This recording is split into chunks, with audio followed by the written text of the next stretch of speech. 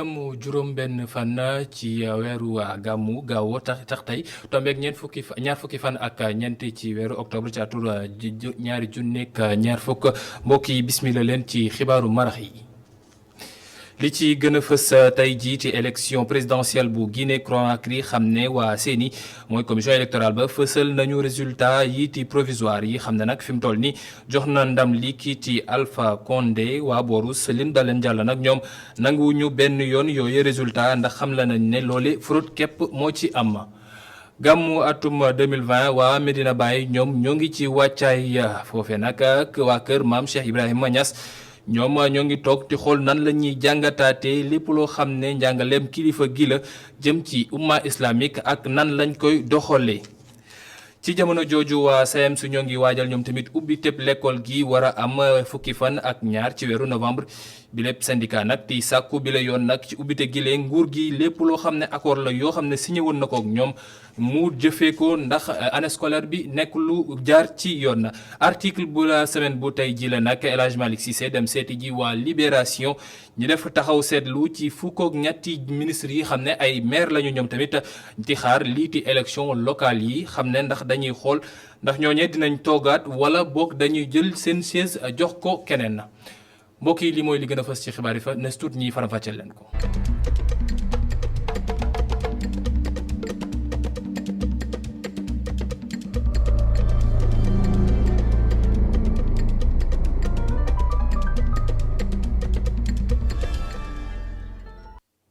mbokk yi bismillah leen ñetteeli mandat bi xam ne moom la Alpha Condé doon wut mën nañoo jàpp ne amagum na ko ndax su fekkee ne su ko dikku nañu ci résultat provisoire yi waa CENI joxe mën nañoo jàpp ne ñoom gis nañ ne kii ci Alpha Condé nekk candidat bu waa RPG moom moo jiitu ndax su fekkee jël nañu téeméer bu nekk nag jàpp nañ ne ñoom juróom fukk yeeg juróom-ñeent yi ci ëpp ñooñee dañoo votel kii ci Alpha Condé maanaam lu toll ci 2 millions ak ñeenti téeméeri juróom-ñeenti téeméeri nit yoo xam ne ñoom votel jël nañu seen carte jox ko kii ci Alpha Condé Cellin Dalein Diallo mi nekkoon nag ay jamono kii ci opposant bi doon xëccoo moom tamit mbir mi te jàppoon ne moom moo am ndam mi jàppal nañ ko ñu téeméer bu nekk nag 32% képp la ci am waaye bi lay résultat mën nañoo jàpp ne coow kese la nar a jur ndax am na ñaari nit ñoo xam ne bokkoon nañu ci CENI bi ñoom dañoo bàyyeeku ci mbir yi ndax li ñu jàpp moo di ne compte googee nañ ko defee jaarewul benn yoon.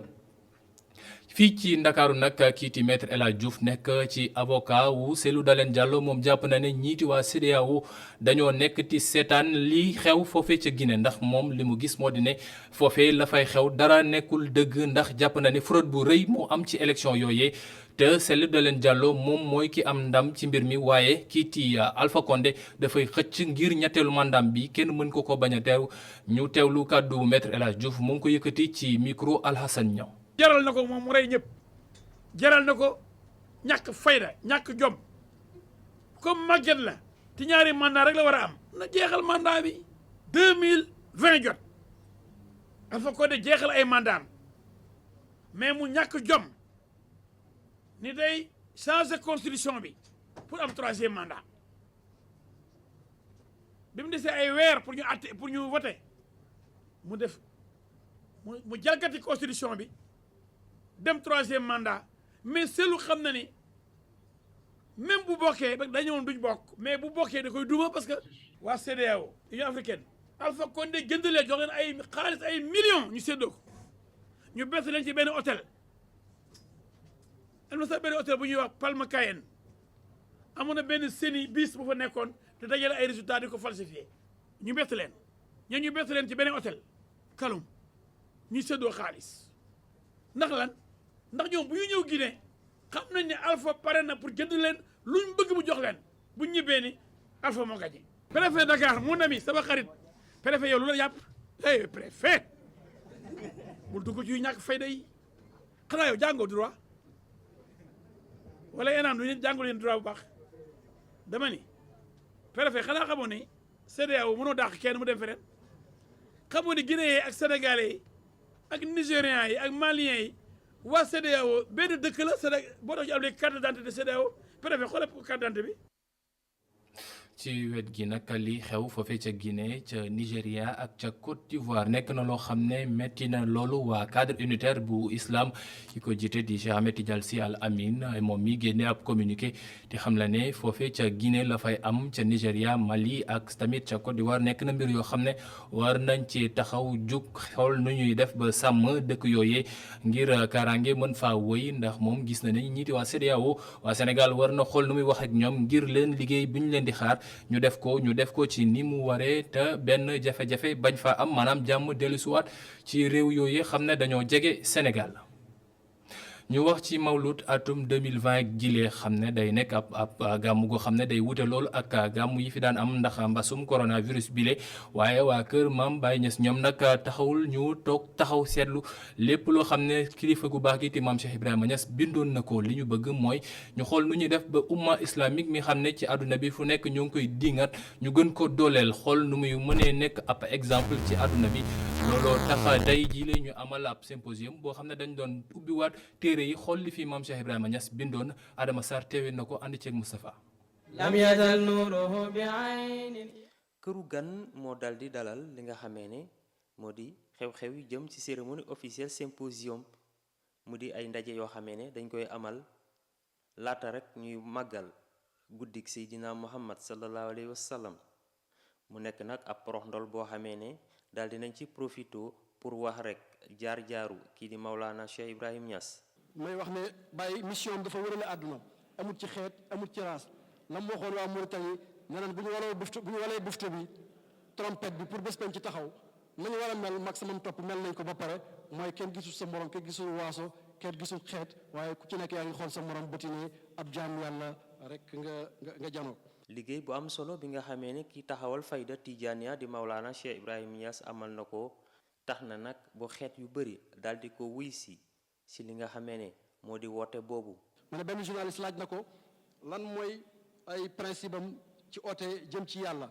Baye wax mu ne nañ góorgóorlu pour concurrencer évangélistes yi nga xam ne ñu ngi dox ci far suñu diine ji ci jamono jooju mu ne colonisation dem na waaye néocolonialisme mu ngi fi tubaab yi bàyyi nañu seen i pexe yoo xam ne mooy yàq jikko yi ba far diine ci ñun sax yoon yee mu ngi fi muy le sionisme mu ne moom it dafa jaawale xeet ak diine ba gis na ne jullit bu nekk rek noonam la war a doon mu ne loolu takfiir Baye mu ne ci défi yi nga xam ne ñu ngi janoo moom la mooy nga gis sa moromu jullit bokkut ak yow déggam rek nga jàpp ne yéeféer la. màggal gi ñuy màggal guddik Seydina Muhammad sallallahu alayhi wa sallam nag dafa rek tombeek mbasum coronavirus bi li ni mel nag tax ba ki nga xamee ne moo yor kàddu xalifa bi daal di rek dellu si waat ci ndënkaane yi nga xamee ne kii di xalif général bu Medina Baye daal di na ko joxe ngir xeex mbas mi. yàlla tim dénkaane yi nga xam ne sëriñ bi nga koy dénkaane toujours di ci insister mooy nit ñi nañ sàmmanteeg yar bi nga xam ne nii gan ñi dañ koo soxla jamono Covid bii gën koo laaj bañ gàmmu ci jàmm génn ci jàmm ci gàmm goo xam ne ku nekk xam ne gàmmu taxaddi la yonent bi ëppal nañu ko jaral nañu ko ndax Mawlana Cheikh Ibrahim loolu rek la ñuy jàngal nit ku nekk lam nàmp loolu rek lay gàll. ren nag thème bi nga xamee ne moom lañ tànn rek jëm ci bile symposium moo di la notion de oumma dans la pensée de Cheikh Ibrahim Niass, considération théorique et visée pragmatique mu nekk ab thème boo xamee ne ay boroomi xam-xam daal dinañ ko seq. lam yazal nuruhu bi aynil ilahi. Adama Sarr jërëjëf ñu xam la ren rek ne leen lii ci gàmmu ko ren gile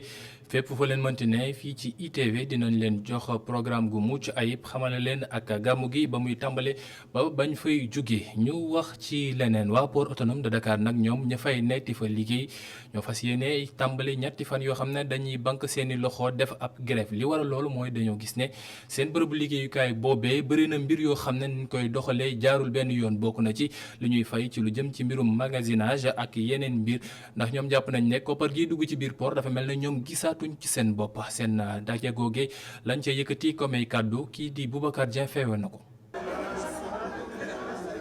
gannaaw ay diisoo yu xaw a yàgg tuuti ñoom ñi leen ñu fas yéene jàkkaarloog taskatu xabaar yi. kàddu bi mooy ay jafe-jafe yoo xam ne am nañ ko ci suñu wàllu liggéey sur toute la chaîne de valeur nag ñu am problème ak le port autonome de Dakar. am jafe-jafe ak les compagnies maritimes les multinationales am problème ak ñi nga xam ne ñooy di pivot muy ay jafe-jafe yoo xam ne yàgg na amul benn saafara ay frais magasinage yu ñuy fay waaye tardement bi ñuy tardeel seen conteneurs yi muy am ay jeexintal lool ci li nga xam ne mooy seen am koom. yi la jafe-jafe tax ñoom ñi le ñu fas yéene amal ab grève. mënatuñu li gën a bëri ci liñ mën mooy fii ak àllarba suñuy jafe-jafe yi su fekkee amul saafara àllarba alxames ak àjjuma danañ dem grève benn déclaration dootuñ ko def douane du commerçant buy déclarer du douane du transitaire du transporteur ñoom ñëpp ñooy ànd banque seen loxo ba keroog saafara di am ci lii. ñoom ñi nga xam ni nag ñu ngi liggéey ci wàllum port ñenn ñi di ay transitaire ñi ci des di ay transporteur naka noonu ay commerçant ñu ngi woo nguur gi ngir mu àddu ci ni mu gën a gaawee. Boubacar Dieng jërëjëf ñu yàbbi léegi nag ci lu jëm ci tolluwaayu mbasum coronavirus bi ci sunu réew ndax suñu seetloo ne lu toll ci lu jege junni test def nañ ko waaye fukk ak juróom-ñetti rek ñoo ci ñëw dellu si nekk ay test yoo xam ne mën nañoo wax ne ñiñ ko defal am nañu feebar bile benn nit nag gaañuwul maanaam kenn faatuwul ci bésub démb bile waaye juróom-benn nit ñoo am ñooy ay cas contact fukk ak ñaari nekk ay cas communautaire lu toll ci juróom-ñaar fukk ak juróom-ñeenti patients yoo xam ne amoon nañu feebar bi te nekkoon ci lalu hôpital yi fi mu toll nii génne nañ leen fa ndax jàpp nañ ne ñoom ñi wér nañu ñeenti patient ñoo ngi ca réanimation ñu toll rek fi mu toll nii amagum nañu 1000 lu toll ci ñetti téeméer ak ñaar fukk ak benn nit yoo xam ne ñàkk nañ seen bakkan ba mbas mi duggee ci réew mi ak léegi. ca beneen wóor ba nag xam nañ ñëpp ne lii ci ubbi dëkk école fukki fan ak ñaar ci weeru novembre bii la war a tàmbali waaye ñiiti waa SAEMS doon syndicat bi nekk ci mbirum jàngale bi moyen ak secondaire moom li mu bëgg mooy nguur gi lépp loo xam ne dige woon ne kook ñoom maanaam accord yu ñu mës a siifeek ñoom mu jëfee ko ndax loolu mooy tax ba année scolaire bi xam ne mbasum coronavirus bi xaw na ko sonal ñu mën koo doxalee ci ni mu waree ñoom tamit lu ñuy ñaan mooy nguur gi mu jël yépp loo xam ne matuwaay la ba mbasum coronavirus bi doon loo xam ne du law ci biir école yi li Aminata Ba teewee na seen ndaje bi le bile commission administrative bu syndicat autonome bi ëmb jàngalekat yi nekk ci moyenne ak secondaire yi nekk na ab occasion ci syndicat bi ngir ñu daal di ñëwaat yenn ci seeni ñaxtu.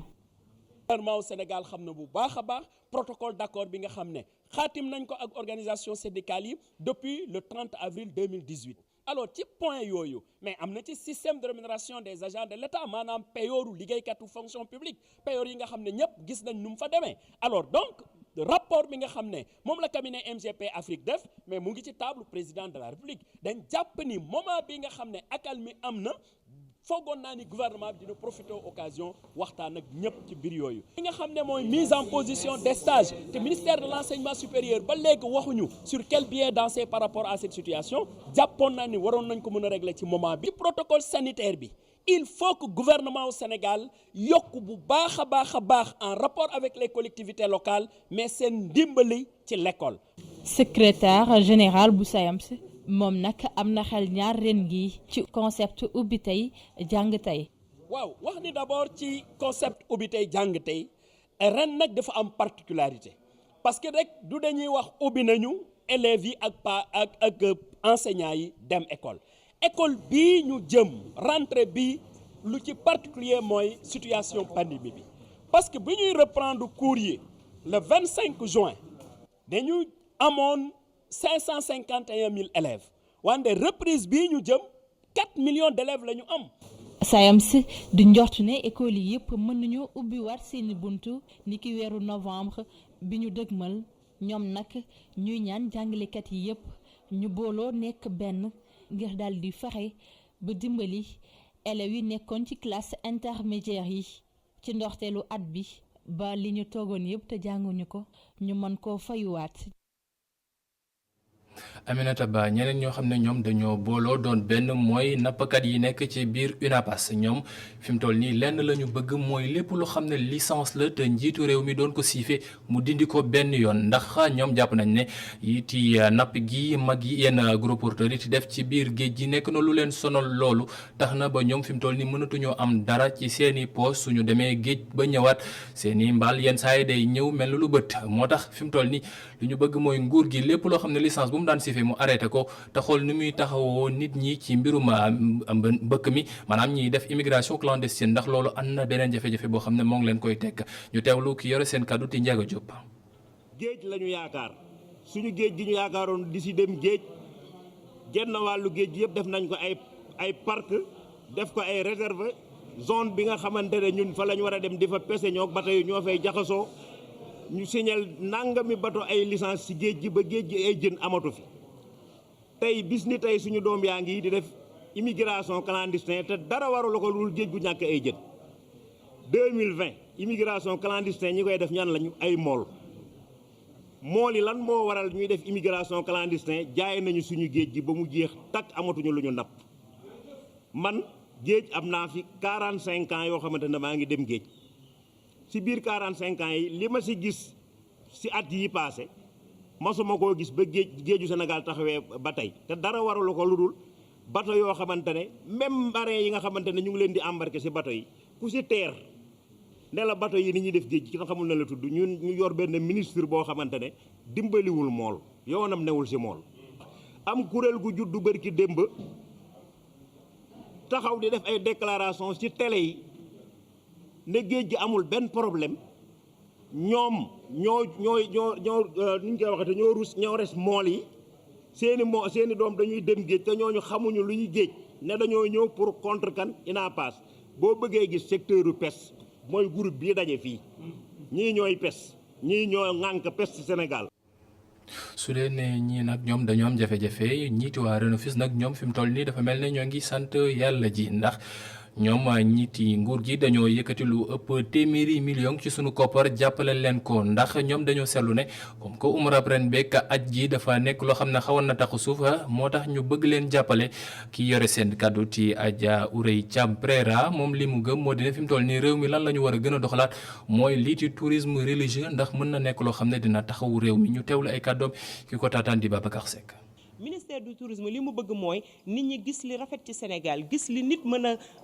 a bégee ci Sénégal gis li nit mën a ñëw nawee ko Sénégal ñu ñëw woo leen ne leen kaay leen kat ñu ànd ñun ci suñu biir réew déjà parce que tey bëri na sénégalais yoo xam ne xamuñu sax li ci biir réew mi tey ñun ñëpp ñu ngi dégg ni Sénégal tourisme local bi tey gis nañ politique bi ci état bi mettre en place actuellement Covid bi tax na ba kenn dematul bitim réew mais di ñu gisee ni potentialité bi daf fi bari ñun tourisme religieux bi aussi même chose bi la dañu gis ni fii li fi nit war a mën a gis bari na tey ci ñun ku ci ñun jàng nga li nga xam ne moom mooy histoire Maba Diakhou jàng nga histoire Serigne Touba jàng nga histoire Seydi Hadji Malick tey ñëpp dégg nañ ay njaarnda ñëpp dégg nañ ay fi Maba Diakhou nekkoon ñëpp dégg nañu Bandiagara ñëpp dégg nañu sama village ba ca Fouta ñëpp xam nañ ne am na potentiel yu fa nekk mais xamuñu ko tey ñun ñi nga xam ne dañ nekk ci tourisme religieux bi nekk ci di ci yëngatu parce que ñun suñu activité dafa am dimension spirituelle bu am importance kon ñoom buñ ñu woowee ci tourisme culturel boobu nga xam ni tourisme religieux bi daf ci amu ko wàll pour ñu ànd ak ñoom liggéey waxtaan ak kilifa diine yi wan leen ni tourisme bi lépp bonu ci am na loo xam nit ki mën na cee ñëw jàng ci jëriñu ci xam ci yeewu ci dafay nekk loo xam ne gëm naa ni partenariat la boo xam ne war na mën a dem li ñu war a mën a wane ci biir réew mi ak tamit li ñu war a mën a wan ñeneen. Adja Ourey Thiam Prera yore kàddu ñiiti yore lépp lu jëm ci aj beeg umra bi ci booru privé bi ñiiti waa OMVG nag fan yi dañu nekkoon di wër réew mi ndax dañu doon xool mooy fépp foo xam ne seen i poto jaar na fa ngir jàppale réew mi ba lépp lu jëm ci mbirum courant ñu mën ko am ci mu waree waaye seen yoon boobu seetlu nañ ne am na bërëb yoo xam ne amoon nañu ay jafe-jafe ndax am na ay kër yu ñu yëkkati woon ay nit ñu dindi woon fañ ne woon moo tax ñu taxawal ab projet bu ñuy woowee AGR maanaam taxawu képp koo xam ne jigéen nga wala ndaw ba lépp loo xam ne mën nga cee dugal sa loxo ba génnee ci koppar goo mën a dundee suturloo ci wala sax nga ubbi ci leneen loo xam ne mën naa liggéey ñu taxawu leen ci ndax liiti préfet bu Sédhiou foofee ca Tanaf moom nag li mu bëgg moo di ne ñooñeeti entreprise yi di fa nekk ñu gën a dugal seen loxo ci jàppaleen nit ñi yeewu ci gox yooyee ndax mbasum coronavirus bi sonal na leen loolu ñu teewlu reportage yu Cheikhou Gueye bi ci image yi reportage bi ki ko def ti Abdourahmane Li. Tanaf ngi nekkee ca Sédhiou muy bërëb bu ñu taxawal postu Tanaf bi daanaka xar kanam bi fii benn la ak yeneen poste yi nga xamante ne nemmeeku nañu leen muy ay liggéey yu tàmbali jug bu baax même bu fekkee ni fii ci wàllum liggéey bi ci téeméer juróom-ñaar fukki dong lañu mëtalagum mu wute loolu nag ak yeneen poste yu ñu nemmeeku. bon lenn dong ko waral par rapport ak yeneen yi gën ko avancé fii moo mujjee commencé donc poste Tanaf bi ak poste bi nekk Kédougou moo mujjee commencé que poste bi nekk Kaolack ak poste bi nekk Tambacounda loolu te fii ci sud bi lañ nekk li muy taw dafa bari donc taw beeg ak Covid 19 bi mbas mi xaw nañoo gàllankoor tuuti ci wàllu liggéey waaye nag gars yi góorgóorlu nañ ba jamono ji daal ñu ngi am yaakaar que mars 2021 incha allah dinañ mën a livrer poste bi. loolu moo nekkoon sax njaxarewu kii nga xamante ni mooy maire commune Simbandine Brasso nga xamante ni wax yi dalal na xelam wante préfet bi moom beneen njaxare la am mi ngi xamle ni gisul benn entreprise suñuy liggéey ci chantier bi jàppale askan wi ci jamonoy mbas gi. par rapport ak li tubaab yi tuddee RSE mooy responsabilité sociétale d'entreprise mooy li nga xamante ne moo war a nekk taxawaayu entreprise yi vis-à-vis des populations yi nga xamante ne ñoom ñoo nekk tout autour du chantier mooy impacté direct ou impacté en tout cas éloigné donc mooy li nga xamante ne donc war nañu am taxawaay wax naa leen ko nee naa leen jamono bi nga xamante ne ñu ngi ci xeex mbas bi te ba léegi sax ñu ngi ci xeex moomu mais dafa mel ni sentiruma entreprise yi nekk fii sentiruma vraiment li nga xamante ne mooy KEC sentiruma leen fenn ci yu mel noonu. même bu fekkee ni du sas ci ñoom ngir ñu def ko ñu ngi dalal xel yi wante nag li nga xamante ni mooy sas dëgg ci projet OMVG bi moo di AGR wala ñu ne ko activité génératrice de revenus. tout le monde sait que suñu zone yi aussi jigéen ñi pratiquement ñooy porter économie bi ci lu bari encore. donc da nga leen di jàppale seen ay jigéen mooy seen ay soxna ak seen ay njaboot gu jigéen donc loolu mi ngi ci projet bi xayma nañ ko te dinañ ci am nañ yaakaar ne war na mën a commencer fileeg at bi di jeex incha allah rabbi loolu la ñuy wax les activités génératrices de revenus activités yooyu dafa ñëw pour jàppale ñi nga xamante ne projet bi dafa jël ci ñoom suuf bien que fay na leen ko mais daf leen di gën a jàppalewaat encore loolu mi ngi dugg ci fànnu indemnisation. ak lu mënti am. bile projet dina tax sàccum jur gi wàññeeku bu baax ci diwaan gi bu ñu sukkandikoo ci meeru Simbandine Brasso. ñu defee centrale bi en marche sur un rayon de 100 kilomètres dinañu am courant su ñu amee courant dina wax alhamdulilah surtout village yi nekk frontière. voilà dina wàññi vol de bétail parce que loo ñemee soo gisee lumière yaakaar naa da ngay xalaat balaa ngay dugg. maanaam ñàkk kaaraange gi daa doon lu gën di yokk ci diwaan wi. loolu mooy li nga xamante ne moo ñuy tere nelaw ñun en tant que autorité quand sama téléphone bu sonné minuit 1h du matin je dis c'est un vol de bétail bala may xalaat accident de la circulation wala ma xalaat leneen donc c'est pour dire que loolu nekk na préoccupation et wax naa ko léegi parce que département Goudomp yaatu na mën naa wax ne téeméeri kilomètres dox na. diggante fa mu tàmbalee fële côté Kawu ba fa mu jeexee côté Ñaanga plus ëpp na téeméeri kilomètres te loolu yëpp benn brigade moo fi nekk brigade de gendarmerie moo fi nekk et donc vous comprendrez avec moi que ni c'est pas facile. ci fukk ak juróom-ñeenti village yi nekkee ci commune Simbandine Brasso daanaka ñeenti dong ñoo ci amagum courant fii wala feneen askan waa ngi wane ni yàkkamti nañu projet bi yegg rawatina ñi nga xamante ni ñoo dëkkee. ci dëkkuwaayu sori yi. Abdourahmane di jërëjëf duñu jóge ca Sédhiou googe foofu la ñuy dem ca Jende ñoom nag foofu li ñu war a mën a sant yàlla mooy seen benn doom goo xam ne daa jëloon yoonu immigration gi moo dellu si waat fàttaliku leen ñëw ubbi leen poste de santé bu yees wala moomee nag ko projet boobee xam ne nag koppar giñ ci dugal toll na ci lu ëpp fukk ak juróom benn million ci sunu koppar li mu bëgg mooy njiitu réew mi ak njiiti waa gouvernement bi ak autorité yi ñu gën ko cee taxawu ndax liiti waa gox googi soxla nañu ku leen jàppale ba lépp loo xam ne jëm na ci mbiru wér-gu-yaram ñu mën koo defee ci seen wet googi Ousmane Demba. ci suba teel lañ daje ci bërëb mi nga xam ne fa la ñu war a tabax poste de santé maanaam bërëb fajukaay ñoom ñooy askan yi yeewoo ca bloc ak ñi ko wër Ismaïla Diété nekk ndaw mi jóge bitim réew moo ko financé ci lu toll ci juróom benn fukk million ci sunu koppar lii ndimbal dina indi ay coppite bu rëy ci wàllum wér-gu-yaram ki ko séddee nekk Richard Ntab. bloc mooy village bu gën a rëy ci commune bu Jëndee waaye paradoxe bi bloc amul poste de santé ba léegi loolu la tax bu ñu amee fii ku feebar dañuy sonn lool Kaolack il faut ñu def ay 18 kilomètres wala 15 pour dem Sédhiou pour mun a dem ci centre de santé bi wala ci district bi pour mun a faju tey buñ ko amee fii suñu dëkk loolu dina yombal lu bëri. ginnaaw ñii di kilifa yi toggal nguur gi kenn teewul ci ndaje mi kii jël kaddu ca tur askan yi ñaax na waa mairie jàppale leen ba nguur gi yegg seen doléance ci wàllum équipement. tabax hôpital bi leneen la mais bu paree il faut que ñu équiper ko ñu indi ay infirmier ak sage-femme ak ay garab il faut que nguur gi taxaw. Cyril Ndekki mi jël kaddu ca tur jaraaf commune bu Kousi ak Jënde jaajëfal na bu baax kii di Ismaïla Diété te nee na bépp doomu réew nii la war a taxawee. dem bitim réew am xaalisam au lieu mu jox ko waajuram yi jeex 60 millions ne déedéet dama koy indi ci sama dëkk fu ma cosaanoo fu ma jógee xaalis bi foofu laa koy investir ko nag ci domaine boo xam ne domaine bu am importance mi santé mi wér-gu-yaram boo xam ne daal su amlee développement mënul am wér-gu-yaram mooy indi développement ak éducation donc kooku ñoo investir fii kooku daal li ñu ko mën a wax jaajëf rek lañ ko mën a wax kii c'est un exemple. premier adjoint jaraaf commune bu Jënde nee na tamit ñoom dina def ci seen wàlla ba askan yi man ci jariñoo bu baax suñu sukkandikoo ci kàdduy entrepreneur bi liggéey bi mën na pare ci diggante benn at poste bi dina am logement benn maternité ak restaurant ñu fàttali ni cérémonie bi ci ay ñaan la tàmbale waaye mujjee ci lël mi wone mbégte askan yi fa teew ci war a jariñoo bërëb fajukaay bi.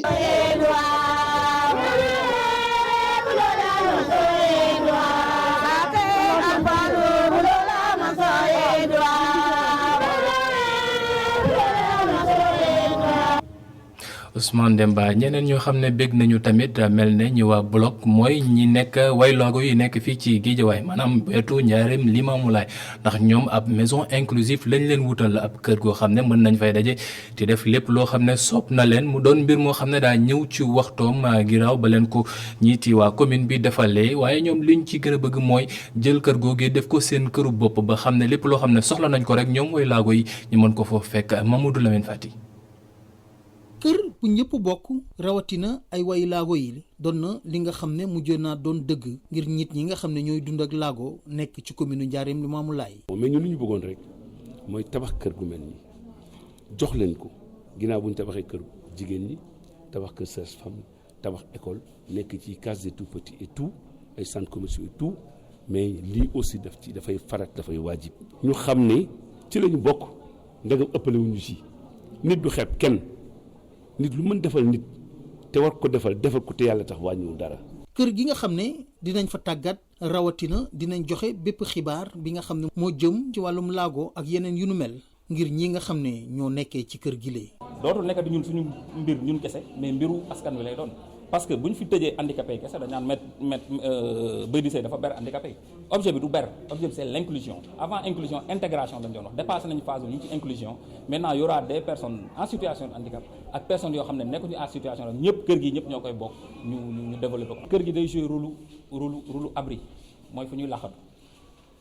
parce que am naa droit man aw ma fu ma laqatu ba ñëw laqatu fii kër gi day jouer rôle école formation parce que il faut que ñu former wu. pour ñu mën a bokk kër gi day jouer rôle boobu maanaam personne handicapée xam dañu nekk ci biir kër yi ci commune bi nañu fa xam ne fii seen kër la nañu génn ñu ñëw fii ñun ñëpp ñoo ko bokk. ki nga xam ne mooy xelal njiitum réew mi la di rafetlu bu baax a baax li nu mel Aïssatou Cissé di wax ne yeneen maire yi war nañu xool ci commune Ndiarème Limamoulaye. incha allah mbégte lay doon pour ñun gunge leen parce que bëgg nañu ñeneen ñi tam gis ko mu doon si lu ñuy roy donc booy roy dara da ngay fekk. ñi tàmbali ko te du am jafe-jafe ba nga xam ne doo ragal déedéet dinañ leen gunge ala kali ali président Macky Sall dina leen gunge man mii sama bopp dinaa leen gunge dig naa leen ko incha allah dinañ ko def. ak kër gi ñu def ngir waayu laago yi ab képp ku ci mën a dem doon na li nga xam ne ñi nga xam ne ñooy dund ak laago te nekkee ci commune Ndiarème Limamoulaye dinañ am bërëb bi nga xam ne seeni soxla wala seeni defin bu mu munti doon dinañ ko fi mën a def.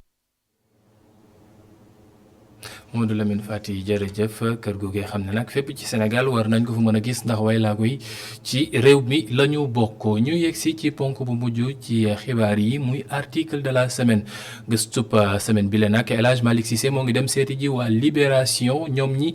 bind ab article def ceeb seetlu luy muy lu jëm ci mbirum jongante élection locale yi fukk ak ñett lañu mooy ministre yi xam ne ñoom tamit ay maire lañu ci ay gox-goxaan ñoom ñi fi mu toll nii lu ñuy xaar mooy élection locale yi ñu wax kañ lay am ci atum 2021 wala ndax dañ koy buuxandi fi mu toll nii laaj bi nag beneen la mooy ndax ñooñee dañuy toog ci seeni poste nekk ay jaraaf nekk tamit ay ministre wala dañuy jug ci poste yooyu jox ko ñeneen loolu mooy solos article de la semaine bi El Hadj Malick Cissé def andi ceek kii di Cheikhou Diop.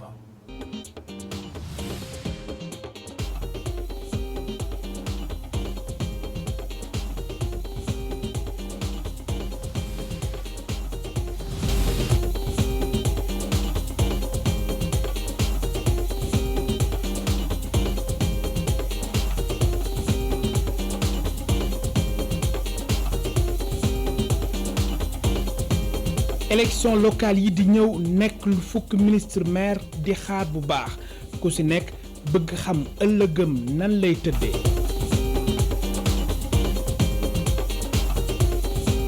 ay ministre Macky Sall yoo xam ne ni léegi ñoom fukk ak ñett la ñu mais en même temps ay maire la ñu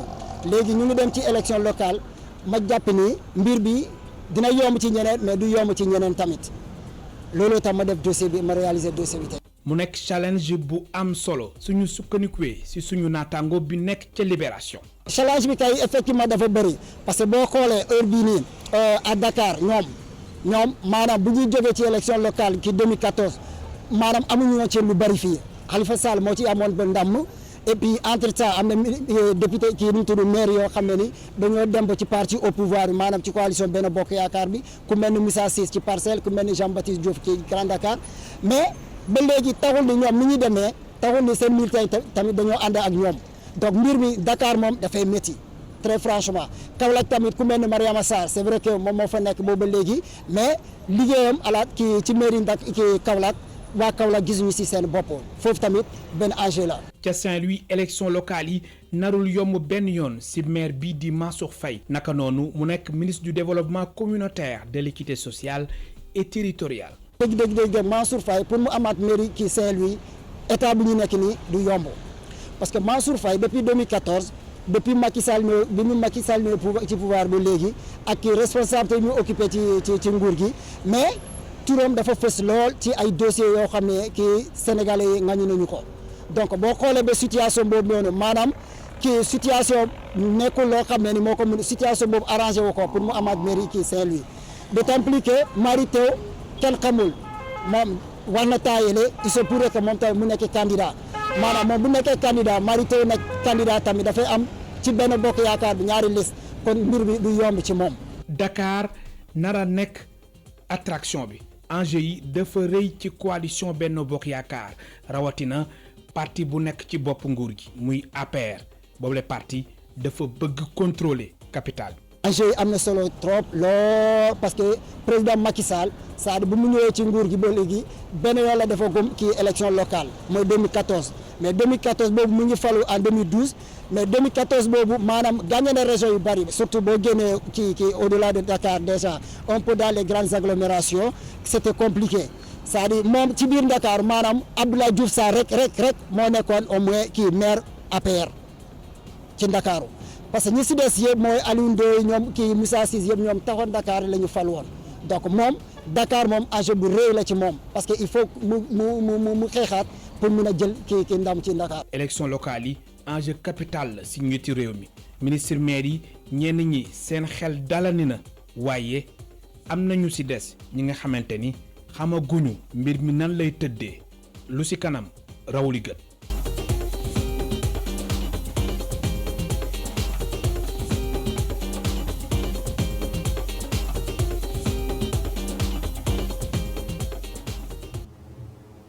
Alaaji Malick Cissé jërëjëf mbokk yi ñu ngi leen di sant tamit di leen gërëm di leen di wax ne bu leen pousser seen commande benn yoon Ousama Monique Sagna su 19h45 jotee dina ñëw jox leen xibaar yi ci kàllaamay nasaraan man nag dinaa leen jox rendez-vous su 0h jotee jërë ngeen jëf.